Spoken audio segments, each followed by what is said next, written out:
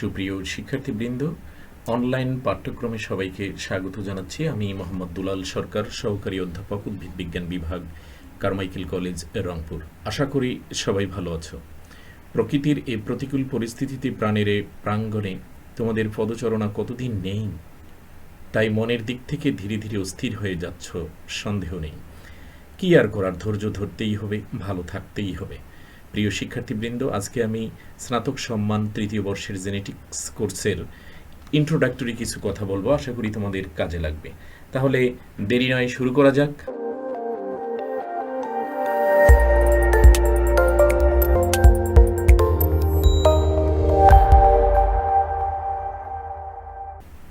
Genetics বায়োলজির একটি গুরুত্বপূর্ণ শাখা।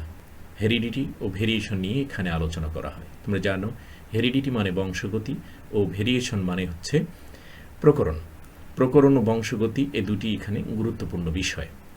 এখানে জিনের গঠন, কাজ, বংশ পরম্পরায় সঞ্চারণ ইত্যাদি নিয়ে আলোচনা করা হয়।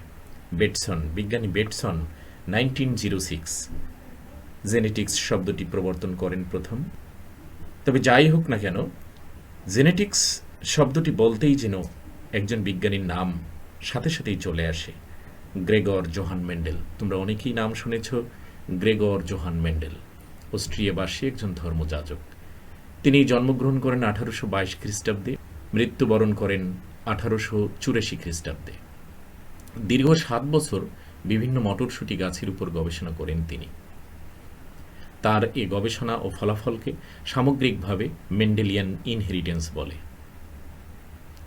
প্রিয় শিক্ষার্থীবৃন্দ, 1866 সালে proceedings of the natural history society in Burne A Mendel তার পরীক্ষালব্ধ ফলাফল এক্সপেরিমেন্ট অন প্ল্যান্ট হাইব্রিডাইজেশন নামে প্রকাশ করেন। কিন্তু দুঃখের বিষয়, তৎকালীন বিজ্ঞানীগণ মেন্ডেলের গবেষণার তাৎপর্য ততটা বুঝে উঠতে পারেনি। ফলে তার এ এক্সপেরিমেন্টকে তারা প্রত্যাখ্যান করেছিলেন।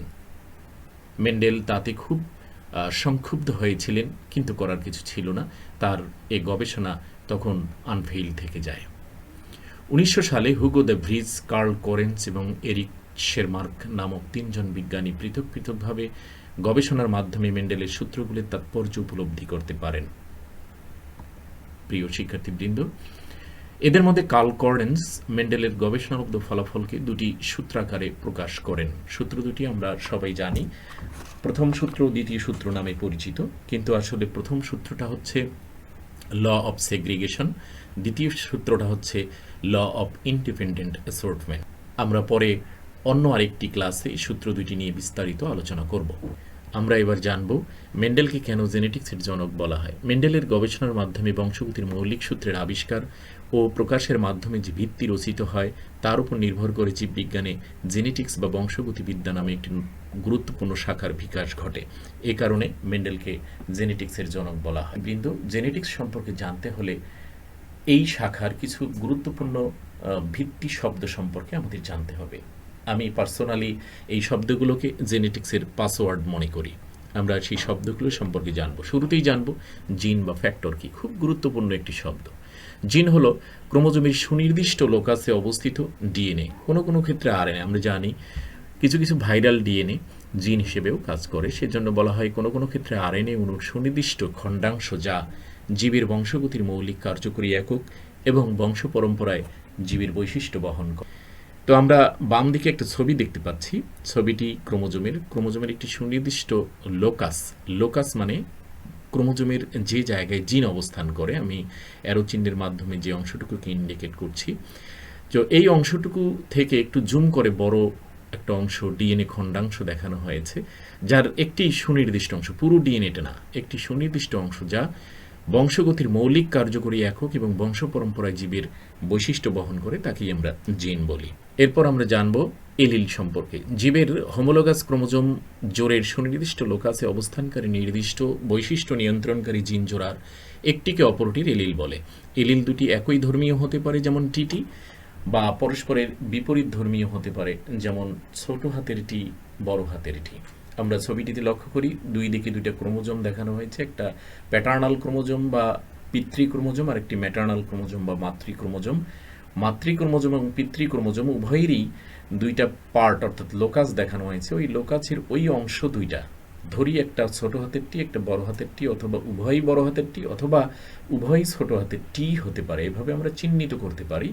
অন্য কোনো লেটারও ব্যবহার করা যেতে পারে, তবে টি দিয়েই মেন্ডেল চিহ্নিত করেছেন, এজন্য আমরা টি শব্দটি এখানে টি অক্ষরটি এখানে ইউজ করছি।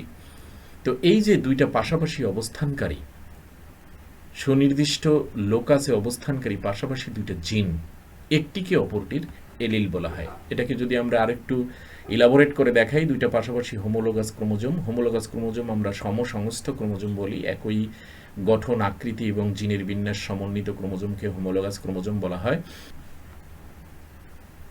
হোমোলোগাস ক্রোমোজোমের দুটি অংশ এখানে দেখানো হয়েছে, একটু গ্রিনিশ কালার দিয়ে দেখানো হয়েছে। এই দুইটা পয়েন্টকে বলা হচ্ছে এলিল। এটা একটা জিন, এটা একটা জিন। যেহেতু হোমোলোগাস ক্রোমোজোমের একই লোকাসে অবস্থানকারী দুইটা জিন পাশাপাশি অবস্থান করছে, তাকে আমরা এলিল বলি। এই দুইটাকে আরেকটু ইলাবোরেটলি দেখানো হয়েছে, আরেকটু ফোকাস জুম করে দেখানো হয়েছে, বড় হাতের টি ছোট হাতের টি করে দেখানো হয়েছে। এই দুইটা কিন্তু বড় হাতের টি বড় হাতের টিও হতে পারে, বা ছোট হাতের টি ছোট হাতের টিও হতে পারে। সুপ্রিয় শিক্ষার্থীবৃন্দ, এবার আমরা হেটারোজাইগাস সম্পর্কে জানব। কোনো জীবের একটি সুনির্দিষ্ট বৈশিষ্ট্য নিয়ন্ত্রণকারী এলিল দুটি যদি অসম প্রকৃতির হয়, তবে সেই বৈশিষ্ট্যকে হেটারোজাইগাস বৈশিষ্ট্য বলে। এই হেটারোজাইগাস বৈশিষ্ট্য জেনেটিক্সে একটি বহুল ব্যবহৃত এবং গুরুত্বপূর্ণ শব্দ। ওই বৈশিষ্ট্যের জন্য জীবটিকে হেটারোজাইগাস জীবও বলা হয়। হেটারোজাইগাস অবস্থায় প্রকট বৈশিষ্ট্য প্রকাশিত হয়, কিন্তু প্রচ্ছন্ন বৈশিষ্ট্য প্রকাশিত হয়। যেমন আমরা মটর গাছের কাণ্ডের দৈর্ঘ্য নিয়ন্ত্রণকারী এলিলের কথা যদি বলি, তাহলে এলিল দুটি যদি অসম প্রকৃতির হয়, অর্থাৎ একটি প্রকট অন্যটি প্রচ্ছন্ন, অর্থাৎ একটি ক্যাপিটাল টি আর একটি স্মল টি হয়, তবে তাকে হেটারোজাইগাস লম্বা বলা হয়। পাশের চিত্রটি আমরা লক্ষ্য করি, এখানে একজোড়া করে হোমোলোগাস ক্রোমোজোমের ছবি দেওয়া আছে। তাতে নির্দিষ্ট লোকাসে ক্যাপিটাল বি এবং স্মল বি হিসেবে এলিল জোড় চিহ্নিত করা আছে। এ ধরনের অবস্থানকে বলা হয় হেটারোজাইগাস অবস্থান। এই জিন কর্তৃক নিয়ন্ত্রিত বৈশিষ্ট্যকে আমরা হেটারোজাইগাস বৈশিষ্ট্য বলবো। এবারে হোমোজাইগাস বৈশিষ্ট্য বা হোমোজাইগাস শব্দটি নিয়ে আমরা একটু আলোচনা করব। কোনো জীবের একটি সুনির্দিষ্ট বৈশিষ্ট্য নিয়ন্ত্রণকারী এলিল দুটি যদি সম প্রকৃতির হয়, তবে সেই বৈশিষ্ট্যকে হোমোজাইগাস বৈশিষ্ট্য বলে, এবং ওই বৈশিষ্ট্যের জন্য জীবটিকে হোমোজাইগাস জীব বলে। যেমন ধরি মটর গাছের কাণ্ডের দৈর্ঘ্য, এই দৈর্ঘ্য নিয়ন্ত্রণকারী এলিল দুটি যদি সমপ্রকৃতির হয়, অর্থাৎ উভয়ই প্রকট বা ক্যাপিটাল টি বা উভয়ই প্রচ্ছন্ন বা স্মল টি, তবে তাকে যথাক্রমে হোমোজাইগাস লম্বা বা হোমোজাইগাস খাটো বলা হয়। পাশের চিত্রটি যদি আমরা খেয়াল করি, এখানে দেখব যে হোমোলোগাস ক্রোমোজোমের নির্দিষ্ট লোকাসে অবস্থানকারী এলিল জোড় কিন্তু একই ধর্মী। এই এলিল দুটি যদি সমপ্রকৃতির হয় এবং তারা যে বৈশিষ্ট্য নিয়ন্ত্রণ করবে, তাকেই আমরা হোমোজাইগাস বৈশিষ্ট্য বলবো। প্রিয় শিক্ষার্থীবৃন্দ, আমরা এবার জানব প্রকট বৈশিষ্ট্য বা ডমিনেন্ট ক্যারেক্টার এটা কি। প্রকট বৈশিষ্ট্য বা ডমিনেন্ট ক্যারেক্টার হচ্ছে সংকর জীবে অর্থাৎ F1-এ যে বৈশিষ্ট্যটি প্রকাশিত হয়, তাকে প্রকট বৈশিষ্ট্য বলে। আমরা দেখতে পাচ্ছি পাশের ছবিটিতে দুটি মটর গাছের ছবি, একটি লম্বা এবং একটি খাটো। একটাকে টল প্ল্যান্ট, একটি শর্ট প্ল্যান্ট বলা হয়। এই দুইটার মধ্যে ক্রস, এক্স চিহ্নিতটা দিয়ে ক্রসকে চিহ্নিত করা হয়। এই দুইটার ক্রসে আমরা যে F1-গুলো পাচ্ছি, অর্থাৎ ফার্স্ট ফিলিয়াল জেনারেশন পাচ্ছি, প্রোজেনি পাচ্ছি, তাদের সবগুলোই লম্বা। তার মানে এইটা কি এই বোধ হয় যে এখানে খাটো বৈশিষ্ট্যটি হারিয়ে গেছে? না, এখানে খাটো বৈশিষ্ট্যটি আছে, তবে তা প্রচ্ছন্ন অবস্থায় আছে এবং লম্বা বৈশিষ্ট্যটি দেখা যাচ্ছে। তাহলে কি দাঁড়ালো, যে সংকর জীবে অর্থাৎ F1 জনুতে, হাইব্রিড জনুতে অর্থাৎ হেটারোজাইগাস জনুতে যে বৈশিষ্ট্যটি প্রকাশিত হয়, তাকেই আমরা প্রকট বৈশিষ্ট্য বলবো। আর যে বৈশিষ্ট্যটি প্রকাশিত হয় না, তাকেই আমরা প্রচ্ছন্ন বৈশিষ্ট্য বলবো। একই ছবিতে আমি যদি দেখাই, টল এবং শর্ট প্লান্টের মধ্যে ক্রসের ফলে যে সন্তান আমরা পাচ্ছি, F1 জনুতে আমরা যে সন্তানগুলো পাচ্ছি, তার সবকটাই লম্বা। এখানে খাটো বৈশিষ্ট্য প্রকাশিত হয়নি। তাহলে যে বৈশিষ্ট্যটি প্রকাশিত হয়নি F1 জনুতে, তাকেই আমরা প্রচ্ছন্ন বৈশিষ্ট্য বলবো। এবারে আমরা জানবো ফেনোটাইপ সম্পর্কে। কোনো জীবের বাহ্যিক বৈশিষ্ট্যকে উহার ফেনোটাইপ বলে। আমরা ছবিগুলো একটু খেয়াল করতেছি, দেখো যে একজন খাটো আর একজন লম্বা। তারপর গায়ের রঙের ক্ষেত্রে কালো এবং সাদা। তারপর চোখের কালারের ক্ষেত্রে ভিন্নতা দেখো, যে বিভিন্ন কালার আমরা দেখতে পাচ্ছি, বিভিন্ন রঙের আইবলটা দেখতে পাওয়া যাচ্ছে। তো সেক্ষেত্রে আমরা বাহ্যিক যে বৈশিষ্ট্যগুলো পাচ্ছি এই বৈশিষ্ট্যগুলোকেই আমরা বলছি জীবের ফেনোটাইপ। তাহলে ফেনোটাইপের সাথে আরেকটি সংশ্লিষ্ট শব্দ আছে, তোমরা জানো, জেনোটাইপ। জেনোটাইপ কি? কোনো জীবের কোনো নির্দিষ্ট বৈশিষ্ট্য নিয়ন্ত্রণকারী জিন জোড়ার গঠনকে উহার জেনোটাইপ বলে। আর এই জেনোটাইপের কারণেই কিন্তু ফেনোটাইপ প্রকাশিত হয়। যেমন যদি মটর গাছের কথা বলি, তাহলে লম্বা বৈশিষ্ট্যের জন্য দায়ী জিনকে যদি আমরা টি ধরি, ক্যাপিটাল টি, এবং খাটো বৈশিষ্ট্যের জন্য দায়ী জিনকে যদি আমরা স্মল টি ধরি, তাহলে উহার জেনোটাইপগুলো কী কী হবে দেখি। বিশুদ্ধ লম্বা বৈশিষ্ট্যের জেনোটাইপ হবে ক্যাপিটাল টি, বিশুদ্ধ খাটো বৈশিষ্ট্যের জেনোটাইপ হবে স্মল টি, এবং সংকর লম্বা বৈশিষ্ট্যের জেনোটাইপ হবে ক্যাপিটাল টি, স্মল টি। তাহলে জিন সিঙ্গলি ব্যবহার করা হয়। জিন শব্দটি কিন্তু আমরা সিঙ্গল লেটার দিয়ে চিহ্নিত করি, কিন্তু জেনোটাইপ এটাতে কিন্তু আমরা ডিপ্লয়েড জীবের ক্ষেত্রে এখানে ডাবল করে, ছোট হোক বড় হোক, অর্থাৎ ক্যাপিটাল হোক বা স্মল হোক, ডাবল করে এলিল এখানে ব্যবহৃত হচ্ছে। তাহলে জেনোটাইপ সম্পর্কে আমরা একটু জানলাম, আরও আমরা পরের ক্লাসগুলোতে বিস্তারিত জানব। সুপ্রিয় শিক্ষার্থীবৃন্দ, এতক্ষণ সঙ্গ দেওয়ার জন্য, এতক্ষণ ধৈর্য সহকারে ক্লাসটি উপভোগ করার জন্য তোমাদের সবাইকে ধন্যবাদ।